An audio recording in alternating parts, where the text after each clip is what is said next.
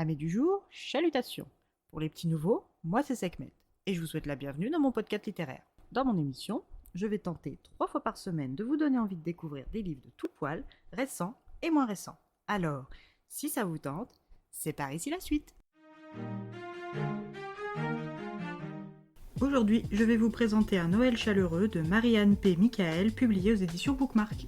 Dans cette petite romance de saison, nous allons rejoindre Laura, 30 ans, cadette de sa fratrie, journaliste musique dans la presse à Paris. Elle habite seule avec son chat Caféine et son ordinateur portable Nemo. Elle joue de la guitare, compose des chansons, boit parfois un peu trop, est accro à la caféine, est célibataire car elle préfère enchaîner les rencontres d'un soir. Elle a un style rock avec une coupe courte, porte souvent, pour ne pas dire quotidiennement, des jeans avec des bottines, tantôt plates, tantôt à talons, selon son mood du jour. Son meilleur ami s'appelle Tristan, il travaille dans son propre bar.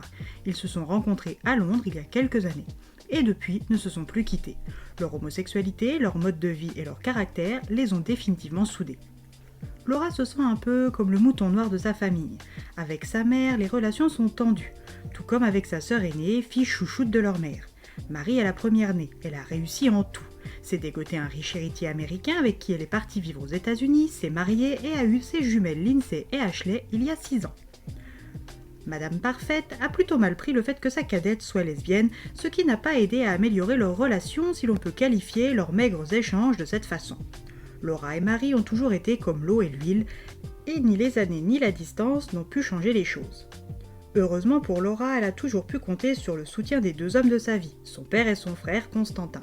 Constantin est le responsable d'un magasin de prêt-à-porter haut de gamme et vit avec Irina.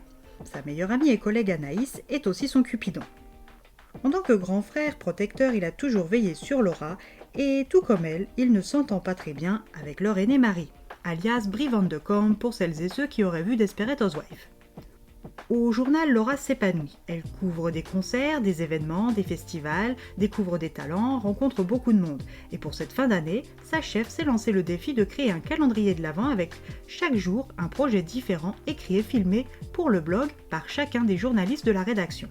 Comme chacun le sait, Laura compose et est la journaliste musique. C'est donc tout naturellement qu'elle doit faire une chanson pour le 24 décembre. Elle est en plein blocage quand nous la rencontrons dans son café QG du moment.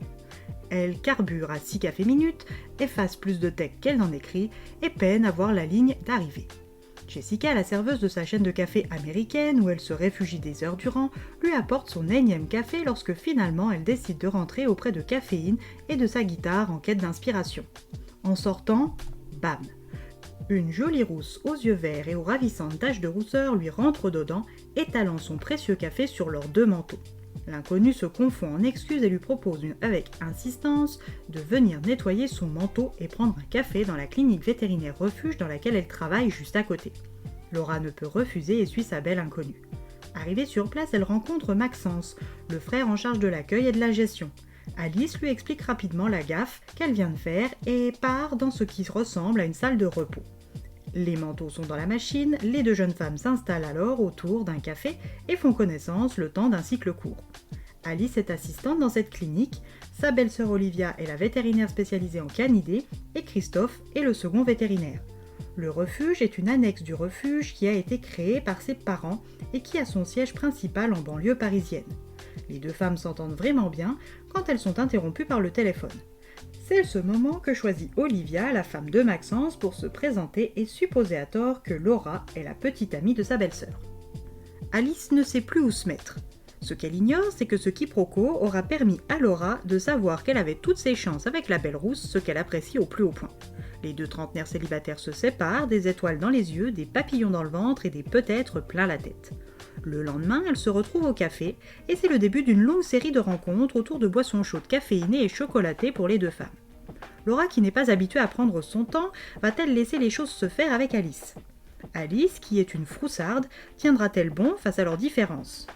Laura terminera-t-elle sa chanson dans les temps grâce à cette nouvelle muse aux yeux et au sourire ravageur ?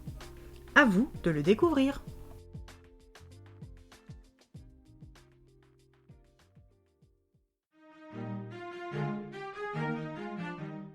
Une lecture toute douce, légère et bien agréable.